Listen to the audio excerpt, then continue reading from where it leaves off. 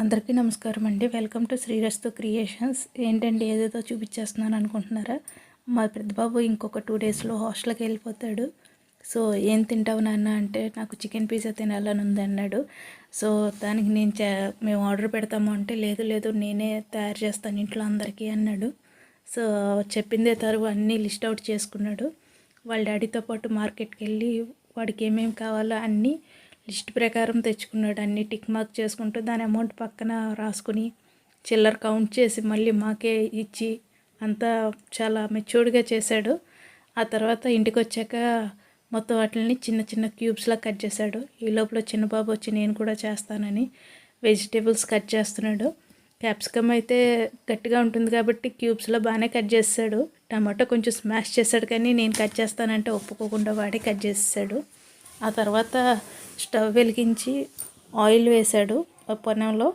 ఆ తర్వాత దాంట్లో ఈ చిన్న చిన్న క్యూబ్స్ కట్ చేసుకున్న చికెన్ అంతా వేసి ముందుగానే నన్ను అడిగి మసాలా అంతా పక్కన పెట్టేసుకున్నాడు ఏమేం వేస్తారు అని. సో పెనం హీట్ ఎక్కాక అందులో చికెన్ వేశాడు. తర్వాత ఉప్పు, పసుపు అండ్ కారం వేశాడు. తర్వాత homemade garam masala and ginger garlic paste and కొద్దిగా బ్లాక్ పెప్పర్ పౌడర్ కూడా వేసుకున్నాడు. ఇవన్నీ కలుపుతూ మధ్య మధ్యలో మూత పెట్టుకుంటూ మళ్ళీ కలుపుతూ మొత్తం ఈ మసాలా అంతా దానికి పట్టేటట్టుగా మగ్గబెట్టేశాడు. సో ఇందులో వాటర్ వస్తుంది కదా, అసలు వాటర్ అయితే యాడ్ చేయలేదండి, ఎక్సెస్ వాటర్. చికెన్లో వచ్చిన వాటరే మొత్తం మగ్గిపోయేదాకా ఇంకిపోయేదాకా కలుపుకుంటూ ఉన్నాడు. సో టేస్ట్ అయితే చాలా బాగుంది. మా పెద్ద బాబు ఫస్ట్ టైం చేశాడు చికెన్ పిజ్జా. టేస్ట్ చూసి చాలా బాగుంది అన్నాడు. ఈ లోపల చిన్న బాబు కూడా వచ్చేసి నేను చూడాలి అని చెప్పేసి చాలా బాగుందని చెప్పాడు. ఈ పిజ్జా సాస్ మేము మార్కెట్ నుంచి తెచ్చేసుకున్నామండి. దానిపైన పిజ్జా సాస్ అప్లై చేశాడు. స్పూన్ హెల్ప్తో మొత్తం స్ప్రెడ్ చేశాడు ఈవెన్గా. దాని తర్వాత చీజ్ తీసుకుని చీజ్ని కూడా ఈవెన్గా స్ప్రెడ్ చేశాడు. మొత్తం అంతా ఈక్వల్గానే స్ప్రెడ్ చేశాడు. ఫస్ట్ టైం చేస్తున్నట్టయితే నాకు అనిపించలేదు, కానీ మా బాబు చేయటం నాకు తెలుసు కదా, సో ఇది ఫస్ట్ టైమే వాడు చేయటం. ఆ తర్వాత చికెన్ క్యూబ్స్ కూడా మసాలా పట్టింది దాన్ని స్ప్రెడ్ చేసుకున్నాడు.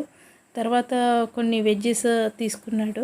అందులో మేము స్వీట్ కార్న్ కూడా యాడ్ చేసుకున్నాం కొన్ని. సో ఇవన్నీ వెజిటేబుల్స్ చిన్నబాబు కట్ చేసినవే. సో స్వీట్ కార్న్ యాడ్ చేశాడు. దాని తర్వాత గ్రీన్ క్యాప్సికమ్ కూడా అరేంజ్ చేశాడు. దాని తర్వాత టమాటా కూడా అరేంజ్ చేశాడు. కొన్ని చిల్లీస్ కూడా వేసుకున్నానండి, తీసుకున్నాను నేనైతే. అంటే కొంచెం కారం కూడా తగులుతుంది, పిల్లలకి అలవాటు అవుతుందని. దాని తర్వాత మళ్ళీ చీజ్ పైన స్ప్రెడ్ చేశాడు కొంచెం. ఆ ప్రాసెస్లో కొంచెం ఎంత తొలగింది కానీ పర్వాలేదు అనిపించింది నాకైతే.